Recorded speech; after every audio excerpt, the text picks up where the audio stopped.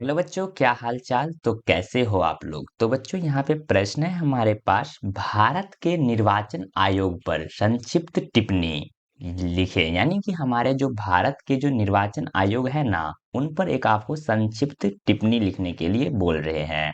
और ये क्वेश्चन कितने मार्क्स का है, तो ये है क्वेश्चन 5 मार्क्स का। ठीक है, तो आइए अब इसका आसान सा उत्तर देखते हैं, और वो भी आसान से शब्दों में। तो इसका फिर उत्तर हो जाएगा, भारत का निर्वाचन आयोग एक स्वतंत्र और संवैधानिक संस्था है जिसकी स्थापना 25 जनवरी 1950 को हुई थी। यानी कि हमारे जो भारत में जो निर्वाचन आयोग है ना, जो चुनाव करवाते हैं, ठीक है, यानी कि जो वोट वगैरह जो आप सब देते हैं ना, जो वे उसको जो करवाते हैं, वही को हम कहते हैं निर्वाचन आयोग। ठीक है, जिनके वजह से सरकार, प्रधानमंत्री, मुख्यमंत्री सब जो बनते हैं। तो ये ना एक स्वतंत्र, यानी कि इन पर किसी का भी अधिकार नहीं होता है, ये पूर्ण रूप से स्वतंत्र होते हैं। और ये किसी के पक्ष में कार्य नहीं करते हैं, ये पूरे विपक्ष होते हैं।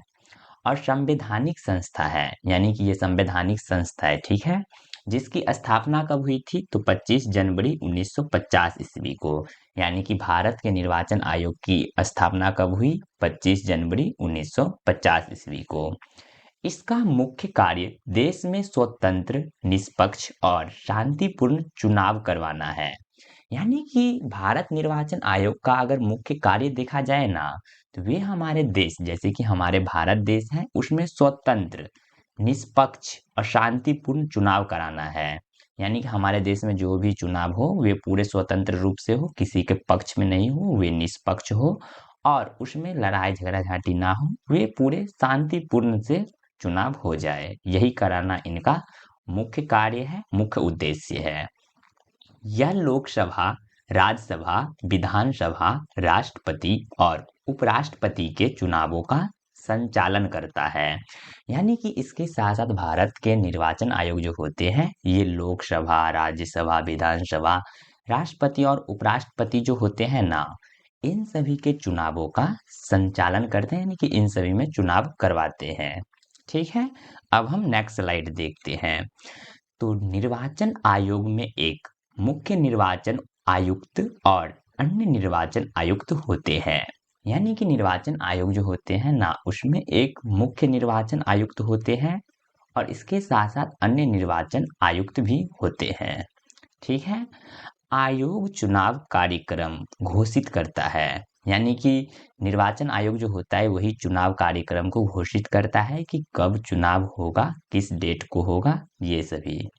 मतदाता सूची तैयार कराता है, और इसके साथ साथ जो मतदाता सूची होते हैं, यानी कि जो जो उसमें वोट दे सकते हैं, जिसका उम्र 18 साल से अधिक होता है, उन सभी की एक लिस्ट यानी कि सूची भी तैयार कराता है।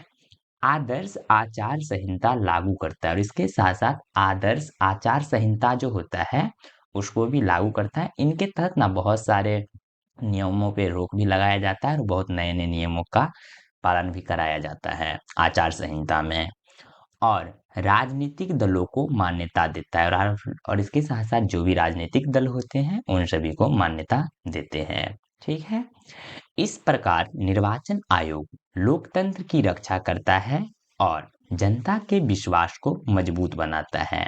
यानी कि यही सब जो कार्य करते हैं ना, हमारे निर्वाचन आयोग, वही हमारे लोकतंत्र जो है हमारे देश में, उनकी रक्षा करता है। ठीक है, और हमारे जो जनता के जो विश्वास हैं, उन सभी को भी मजबूत बनाता है। तो उम्मीद करते हैं आप सभी को इस प्रश्न का उत्तर अच्छे से क्लियर हो गया होगा। और आपको ये वीडियो कैसा लगा, कमेंट में आप सब जरूर बताइएगा। अगर आप सभी को और भी कोई भी प्रश्न पे वीडियो चाहिए होगा, तो आप सब कमेंट में वो भी जरूर बताइएगा। ठीक है, अगर आपको ये वीडियो थोड़ा सा भी हेल्पफुल लगा हो, तो वीडियो को लाइक एंड चैनल को सब्सक्राइब जरूर कीजिएगा। मिलते हैं अगले नेक्स्ट वीडियो में, तब तक के लिए जय हिंद, जय भारत, वंदे मातरम।